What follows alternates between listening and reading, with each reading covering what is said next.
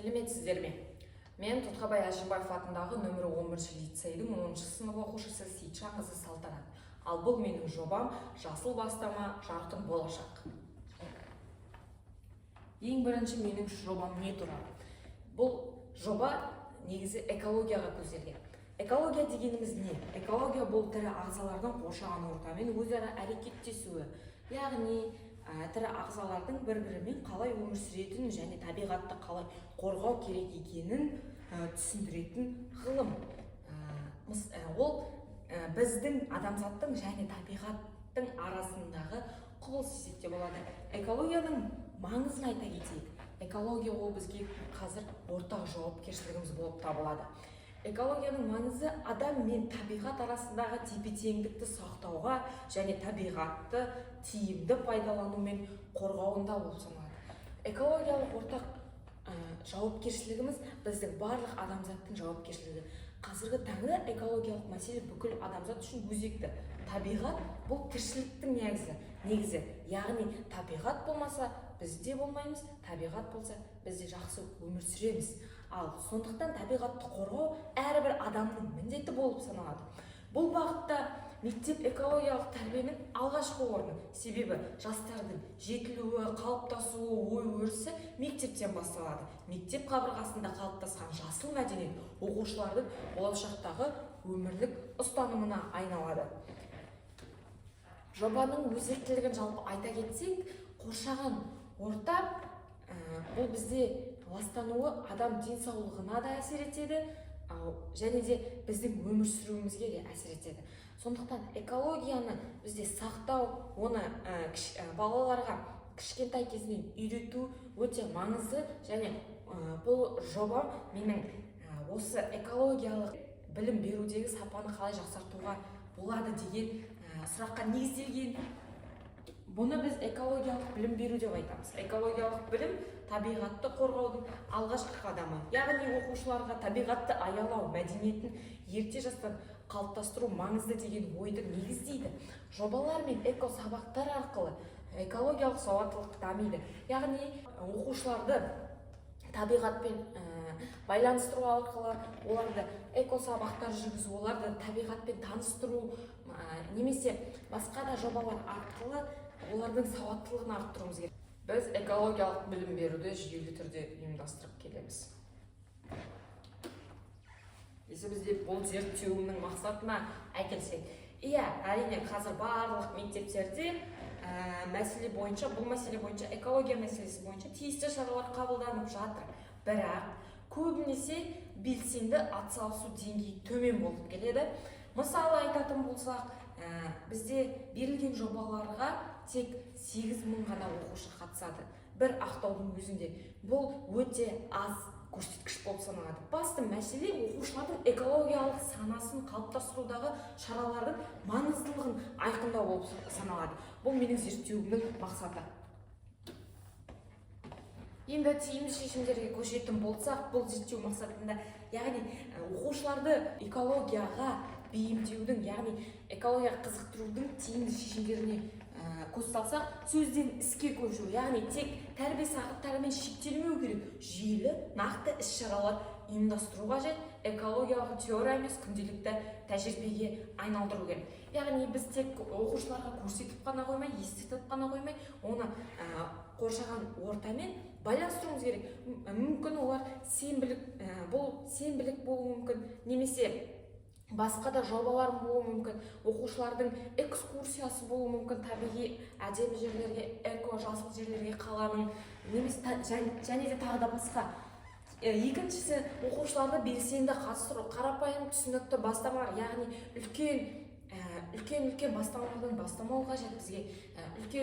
Қазіргі таңда үлкен мәселелерді қарастырмау керек. Ең кіші нәрседен бастау. Мысалға, жерге қоқыс тастамау оқушыларға ең бірінші қарапайым түсінікті бастамалардан бастап үйрету қажет. Яғни кез келген жерге қоқыс тастамау, оны қоқыс жәшігіне апарып тастау қажеттігін, оның маңыздылығын, неге олай жасау керек екенін, және де нәтижесін көрсету керек. Және ұжымдық жауапкершілікті қалыптастыру керек деп санаймын. Ендеше осы тұста жасыл мектеп жобасы бойынша өз мектебімдегі жұмыстармен дәлелдемеге тоқталғым келіп тұр. Біздің мектеп тәжірибесі, яғни Қаракөл сенбілігі оқушылар мен ұстаздардың бірігіп жасаған сенбілігі. Қаракөл дегеніміз біздің Маңғыстаудағы ең ерекше жерлердің бірі болып саналады. Ол жерге жылы кезде қоқиқаздар келіп қоныстайды. Сондықтан бұл жер бізге экологиямызға өте маңызды және табиғатпен үндестікте де өте маңызды. Және біз осы арқылы оқушыларға экологияның сақтаудың маңызын түсіндіре алдық.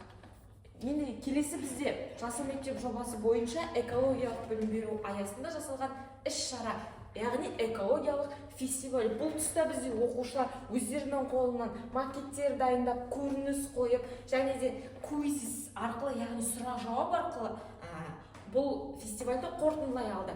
Енді келесі біздің мектебіміз жасыл мектеп жобасына қатысып, облыстық деңгейде, республикалық деңгейде үлкен дәрежеге жеткен болатын.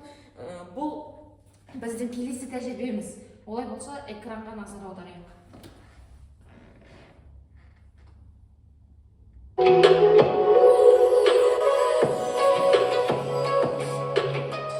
Ақтау қаласындағы Тұтқабай Әшімбаев атындағы 11-ші лицей 1977 жылы алғашқы қазақ мектебі болып бой көтерді. 47 жыл тарихы бар қара шаңырақта 103 педагог қызмет етіп, 1370 оқушы білім алуда. ұбт нәтижесі бойынша көш бастап тұрған мектебіміз бүгінде экологиялық білім мен тәрбие сапасын арттыру мақсатында табиғатпен үндес білім ұйымы облыстық байқауына қатысушылар тізімінде. Байқау жолында мектебіміздің мақсаты мен міндеті айқын. Лицей дәрістерін көгалдандыруда ата-ана, оқушы, мұғалім өз үлестерін жыл сайын қосуда. Лицей дәрісінде бөлме өсімдіктерінің саны 511, оның 42 түрі бар. Лицей қабаттарында 6 мүйісі сақталған. Табиғат әсемдік әлемі мүйісінде сарқырама, қасқырдың, дала құстарының кептірілген тұлыптарынан балық, тасбақа және тағы басқаларын көруге болады. Сонымен қатар жасыл желек мүйісінде қабаттың қабырғалары табиғи кепкен өсімдіктерден жасалған, қол өнер жұмыстарымен де әсемделген және түрлі бөлме өсімдік гүлдері, эстетикалық гүл қондырғылары орналастырылып, көптеп көмкерілген. Осылайша оқушылардың және мұғалімдердің табиғатқа бір қадам жақын болуына үлес қоса алдық. Келесі бізде экобастамалардың бірі жасыл мектеп жобасы аясында бұл бізде крышечки доброты, яғни мейірімді қақпақтар. Бұл бағытта мектеп пен таза лайт мекемесі арасында арнайы келісімшарт жасалып, мектеп аумағында пластикалық бөтелкелер мен қақпақтарға арналған арнайы сұрыптау жәшіктер орнатылған болатын. Бөтелке қақпақтарын жинауға арналған арнайы қорапшалар қойылып, пластик бөтелкелер жинауға арналған есіктің мектебіміздің алдына тор орнатылған болатын. Жиналған қалдықтар бізде апта сайын, ай сайын өңдеуге жіберіледі. Бұл бізде кішкентай қадам болып саналады.